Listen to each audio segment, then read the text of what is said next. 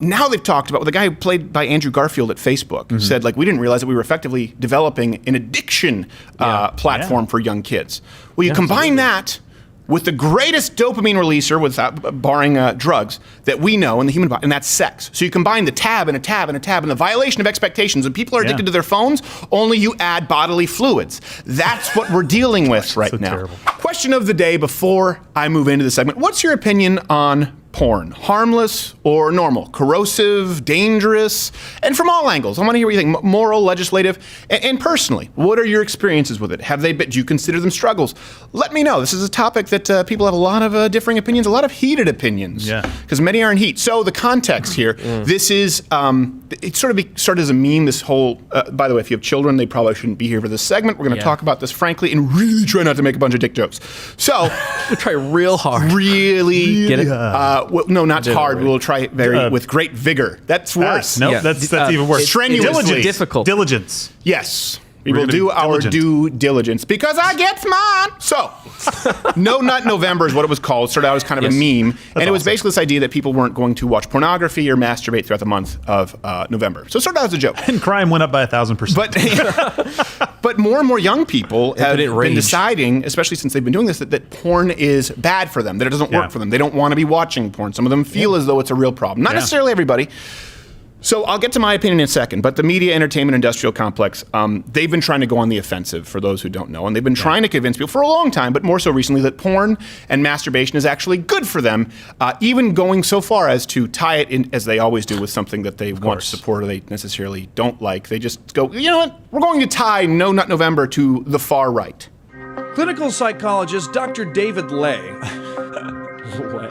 has a theory about why these young men are so angry. They're not strangling their pepes. Across the alt-right movement, leaders are telling young men not to masturbate. Religious groups harangue the public about the dangers of porn on the body and on the mind, but the evidence just doesn't pan out. Common sense might say that men who watch a lot of porn might have trouble getting it up, but this research found precisely the opposite. Instead of inhibiting arousal, men who watched porn actually got more erections. And that result was maintained with as much as 25 hours of porn watching a week. Use sexually explicit material in order to get sexually interested, in order to have that arousal. What do you mean you watch porn out of boredom? Okay, has anyone ever just been ridiculously bored and you're just like, so that's the end? Just watch the porn, who cares? Be whatever you want to be.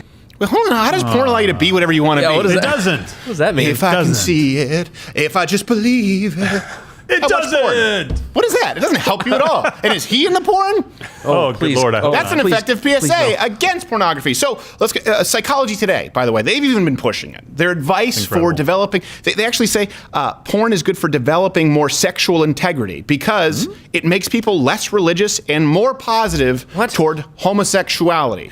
So let's be really clear. Psychology Today would sooner have you watch Japanese tentacle gangbang than read the book of Matthew. Now, let me be clear on the outset. I disagree on a personal level. But let's look at the facts as they relate to the ever-changing world of porn. I think it's very important that we define what we're talking about here, too. Because this is where you'll see a lot of different opinions, and I think a lot of sort of boomers, older folks are kind of out to lunch. We're not talking about a nudie magazine under someone's bed or buried out in the forest, that somebody has to go out there with a box of tissues, if the seasons permit. I have no idea what you're assuming that they're in the northern hemisphere. The southern hemisphere doesn't exist because the Earth is flat. Anyway. I actually think it's a cube, but there you go. Whole can of worms. Lots of flatness. So we need to address it. We're talking not about a magazine or even a video. We're talking about a tab and a tab and a tab and a tab and a tab and a tab of pornography. Yeah. And that's very different. And we did conducted an interview with Gary Wilson of Your Brain on Porn a long time ago. So let me be clear. Porn is far more ubiquitous than in our parents' or grandparents' era. Okay. It's become so pervasive now that studies show 1 in 10 porn users are under 10 years old. That's insane. Think about that for a second. When you take the top 2 porn sites together, they account for almost 6 billion monthly views. That's more than Twitter, Wikipedia, or Instagram. Wow. Yeah, so this is important because we need to acknowledge how many people are using it, how frequently they are using it, and the kind of ramifications that it could have. Again, this is very different. Before we even knew about the idea of addiction to social media, I talked about this with Gary Wilson. Now they've talked about, the guy who played by Andrew Garfield at Facebook said, like, we didn't realize that we were effectively developing an addiction platform for young kids. Well, you combine that with the greatest dopamine releaser, barring drugs, that we know in the human body, and that's sex. So you combine the tab and a tab and a tab and the violation of expectations, and people are addicted to their phones, only you add bodily fluids. That's what we're dealing with right now. Terrible. So it's a little bit different than what we're talking about, someone looking through, the Sears wish list catalog, hoping for a nipple. By the way, I found one in 1998. Worth it.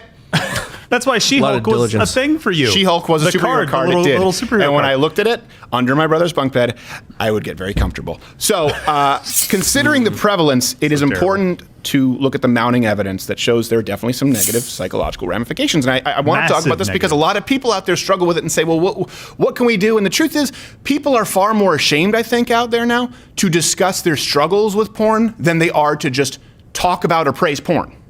Yeah. And we can't be flippant about it. If you have this many people, 1 in 10 are under 10 years old, it would be like any other public health concern. If you found out that 1 in 10 people who eat cheese, get SARS, you'd be like, well, hold on a second, we need to start looking at cheese. I thought the Kerrygold at Trader Joe's was good because it was grass-fed from New Zealand cows. Turns out, no. I was incorrect. Yes. Irish cows. I should get that right. Otherwise, it'll be a little Snopes Irish icon cows in New Zealand on YouTube. Great resource here, brainonporn.com. And first, let me address this on the outset. Yes, there are studies out there that show apparent benefits to porn. That's what people can they can make the argument. But surprise, surprise. They're based on subjective self-reporting. This is important. A lot of people go, well, how does the data come in differently that's pro-porn and anti-porn? It's like the healthcare statistics. They go, well, hold on a second. How do you say that we have better healthcare in the United States and people in other countries don't think so? Well, if you look at the subjective healthcare rankings, and these are just globally ranked based on people's personal satisfaction with their healthcare, it rates us right between Slovenia and Cuba. Then there was the UK World Health Study. It was 11 countries ranked. The United States was ranked 11th. The UK was ranked number 1, despite us having higher survival of cancer rates. I think you're twice more as likely to die from breast cancer. So subjective reporting is not an accurate measurement for the effects of pornography. People like porn, and people who watch porn and want to watch more porn, of course, are going to say, it's been great for me. Yeah, it's working out. It's like making policy by polls like Bernie Sanders does. I don't know. What do people think? Well, let's do that. I don't think there's a problem with heroin.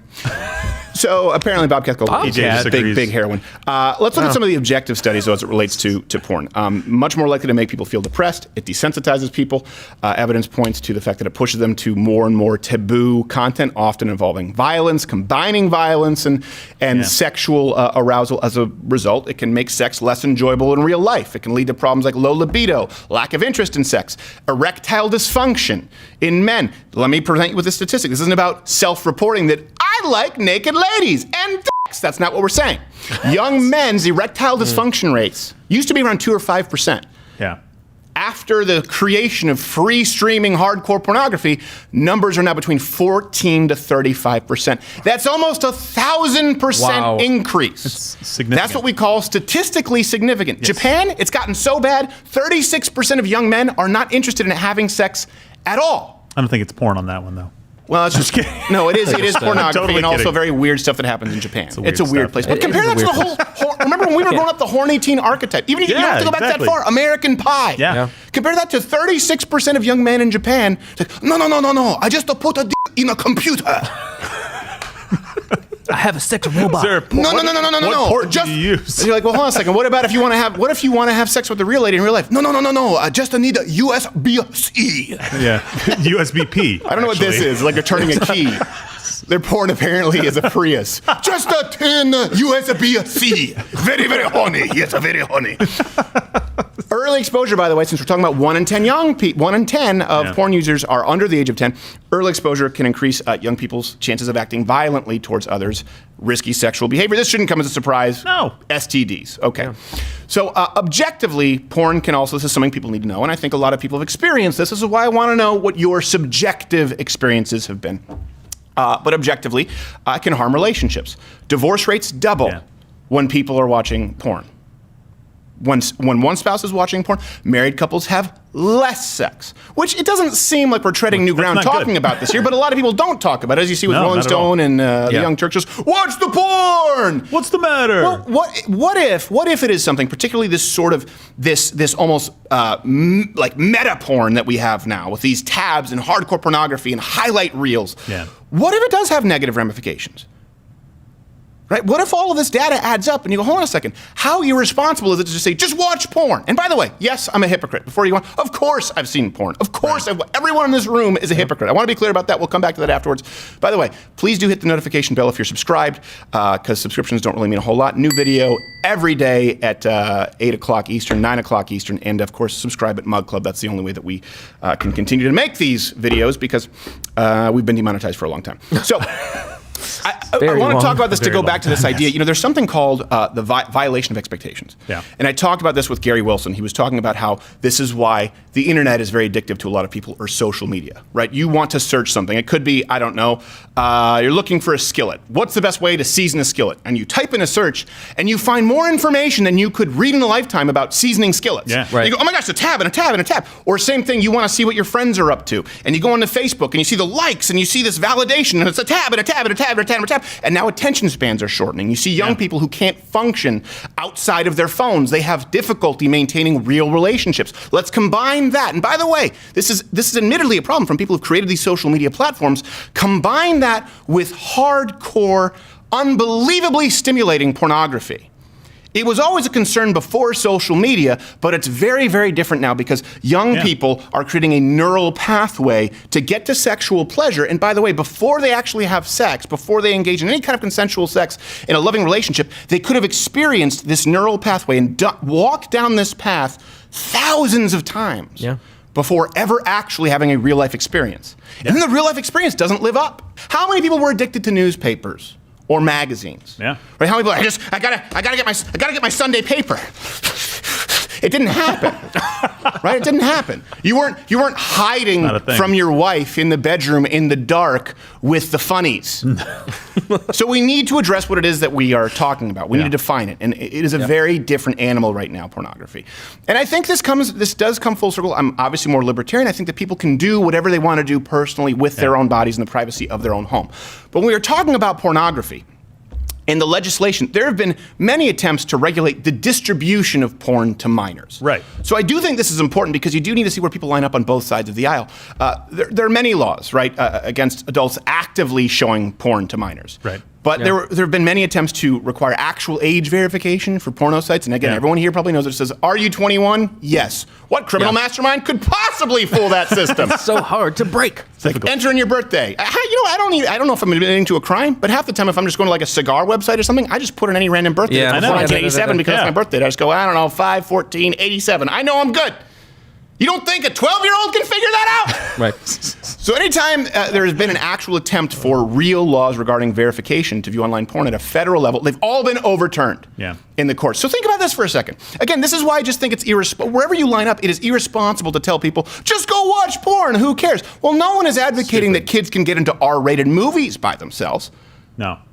But anyone can just open up their phone, click, yep, 21, and then whatever of the most depraved hardcore porn you can imagine. And by the way, hardcore porn that none of us could have imagined when we were 16, 18 years old, pre-internet, is available to them. And if we talk about, drag queen story time with kids and transitioning children, and people rightfully get upset about that because we want to protect the most vulnerable and innocent among us, then we do have to talk about what porn could potentially be doing to our kids. No one is saying that you should be able to sell porn to an 8-year-old. That's illegal. No. But for some reason, keeping it age appropriate as far as online content, it always gets knocked down. Remember when you were a kid, you walked through those cowboy swinging doors at Blockbuster? They couldn't grab you by the collar fast enough and pull you out of it. Exactly. But now there's no one to do that. Yeah. And I want to address this too. I think this is important, this idea of hypocrisy, because the left will often point to hypocrites on the right. Yeah. And they did this with Ben Shapiro when he talked about pornography. Yep, I'm a hypocrite. Everyone here is a hypocrite. But I think we need to recognize the difference between systemic hypocrisy and hypocrisy in vice. right? You see the left, they often point to Republicans. They go, oh, look, he's a hypocrite. He believes in moral Christian family values, but we found out that he was on, Ashley Madison. Or we found out that he was addicted to porn. Yeah. Or, or look, this guy, who are you, George W. Bush? Who are you to tell people that they shouldn't be abusing alcohol or drugs? You did coke one time. Yeah. We get it. You used to do drugs. Usually that's why someone is advocating against certain vices, because we understand that it's corrosive, and these are inherent. Vice, by its very nature, means that it's tempting to everybody, and it's inherent. And I don't think there's any more inherent carnal desire than that to procreate. Naked ladies look good. So want to be clear, everyone is a hypocrite on the right and on the left, sure. But I do think that the left points to hypocrisy on the right more so as it deals with morality and vice and issues of conscience that we all struggle with. That's not the same as, say, Al Gore advocating for a green climate policy, right? Advocating for carbon offsets and you not being able to drive an SUV, but flying around the world in a private jet and having 3 homes that use more power than you will use in 2 decades' time. That's not the same as, hey, listen, I think pornography is really bad. Oh, look, there's a naked lady. Of course I want to watch it. Versus, I think that you're killing the planet, but I'm going to fly around on a Learjet. There's a difference in hypocrisy found in vice. Every single person at some point in their life is a hypocrite as it deals with these issues.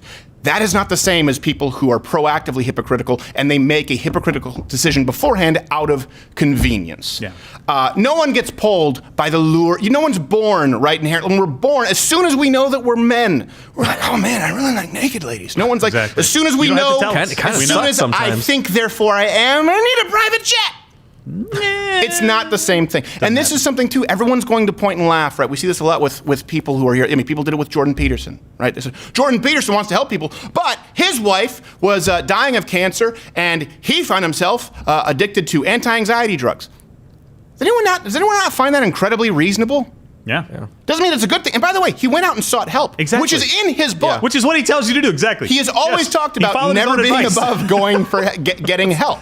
That is not the same as what we're talking about. This is people who are just pointing at the those who enter the arena, saying, "Ha ha! You didn't make a perfect high jump. You missed your Fosbury flop," when they sit in the stands and don't attempt to do it. That's the difference between that versus banning high jumps. We're not talking about banning high jumps, but they do want to point out hypocrisy in ways that they are hypocritical as well. Because everyone on the left is just as hypocritical. Everyone who says porn is good, well, you can say they're not a hypocrite because they're just lying about it preemptively. Let's allow for the possibility that a lot of you could probably casually dabble in porn and not have a problem with it. There are probably lots of people, if you don't think there's anything morally wrong with pornography, and I know that a lot of you don't, there are probably quite a few people out there who could occasionally enjoy pornography and not see any negative manifestations as it relates to their life. But this is where you're going to see how upset people get by me just suggesting this. But if there are people out there who don't feel that way, people out there who do struggle with pornography, people, it starts from No Nut November, people out there who say, you know what, I watch porn and I don't want to, and they find it difficult. They find the pull hard to deal with, and maybe it's verging on an addiction. You know what? There are a lot of resources out there. There's Your Brain on Porn. We'll have some links in the description. And I would like you to comment. I'd like this place below to be I don't want to use the word safe space because now that's been ruined, but it's funny, like triggered is an actual psychological term, like for someone who was in war and they hear fireworks. But a safe space where people can talk about pornography today in the comments section. Send me your tweets. What have your struggles been? And people who've overcome it, help people out there. Provide some resources right now and let some other people in on how they can find help. Now watch, you're going to see some people claim that this right here is propaganda. All I'm saying is people out there who find themselves under the spell of pornography and want to break the chains, okay, we'll try and offer some help to you. To other people who don't have a problem with it, that's fine. Move on to the next comment section. Watch Louder with Crowder live, Monday through Thursday, 10 a.m. Eastern.